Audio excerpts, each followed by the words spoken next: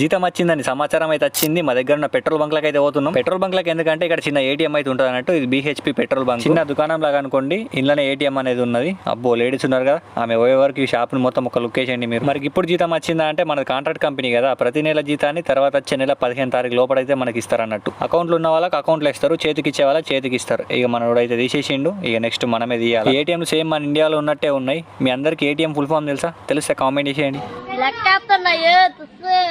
ఇక మనోడి ఆనందానికి అయితే హద్దుల్లో, ఎందుకంటే 30 రోజులు కష్టపడి సంపాదించిన పైసలు అవి. బెట్టింగ్ ఆడో లేకుంటే కొన్ని మోసం చేస్తూ సంపాదించిన పైసలు అయితే కాదు కదా. ఇంత కష్టపడి సంపాదించిన పైసలు 3 నిమిషాలు కూడా మన చేతుల్లో ఉండదు. ఇట్లా వడంగానే అట్లా తీసుకొచ్చేసి ఇంటికి అయితే పంపించేస్తారు ఖర్చుల మంది తీసుకొని. అవును, మన పైసలు ఎందుకు అత్తలు కొంపది సిరికిన అయింది అలా. నేను చెప్పుకుంటా పోతూనే ఉన్నా, చూస్తలేను అత్తయా. లేకుంటే బెట్టింగ్ యాప్ లెక్కనే మన గ్యాంబ్లింగ్ వచ్చినాయి మొత్తానికి అయితే. జీవితంతో ముడిపడిపోయిందని అనుకుంటూ రెడ్ బుల్ తీసుకొని బయటకు వచ్చేసినాం. వర్షం పడుతుందో నెక్స్ట్ వీడియో కలుద్దాం. Bye bye.